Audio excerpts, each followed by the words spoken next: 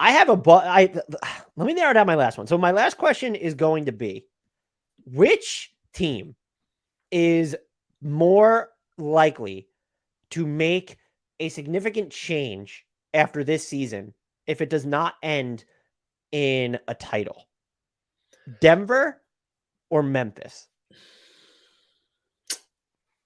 I'm Or glad which, and even to frame this, which team to you is better equipped to win the title this year? I think we would both agree. I mean, maybe we both wouldn't agree that it's Denver, but I think the level of pressure is different. And look, this question, to justify it, was born from the fact that so many teams are going to go home disappointed earlier, because you're looking at all these teams in the West that have these aspirations.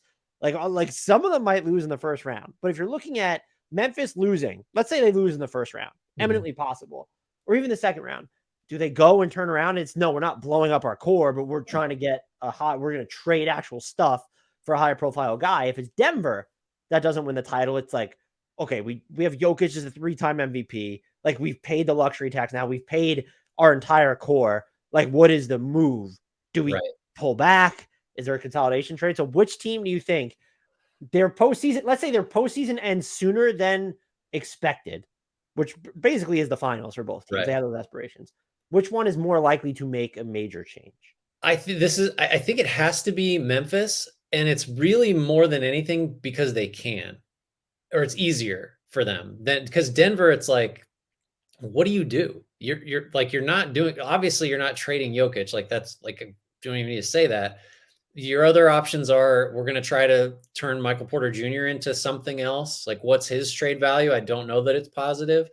You're going to swap out Jamal Murray. I don't think, I imagine if Jokic was consulted, he'd say, we're not going to do that.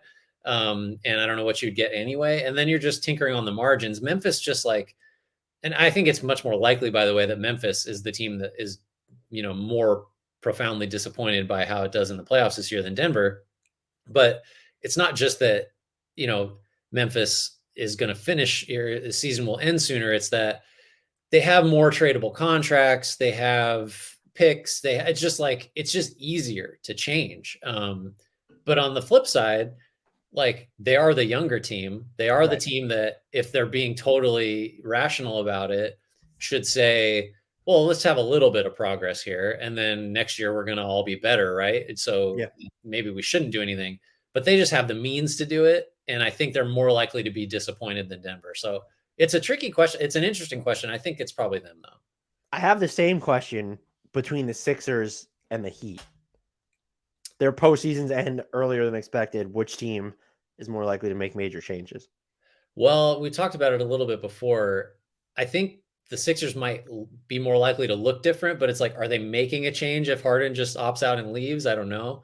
But the Heat, though, the Heat hate this, right? They don't like hanging around Right. the 5, 6, 7 range of the playoffs, with Kyle Lowry's salary just a massive albatross now. I think the Heat are typically the better bet to, like, okay, here's the massive sign and trade for the offseason or something like that. They seem more likely, just based on their history, to just make some wild swing. I think I'm with you, because I don't buy into the Harden to Houston stuff as much as everybody else. I think maybe he'll sign a shorter term deal than people are expecting with Philly. I think that's how it ends up. But like, if they lose in the first round, then maybe anything's on the table. I think Yeah. it's probably more likely that Joel Embiid requests a trade than James Harden leaves Philly on his own accord. Ooh, that's a hot one. I don't know. Yeah, I mean, we do need to start thinking about what superstars are going to ask for be the next player to ask for a trade. But um, yeah, I guess, like, because the thing is, the Heat don't really have realistic, conference finals aspirations, but the Sixers for sure do. And so the potential to be more disappointed, and therefore more like, we got to change something, is probably greater for the Sixers.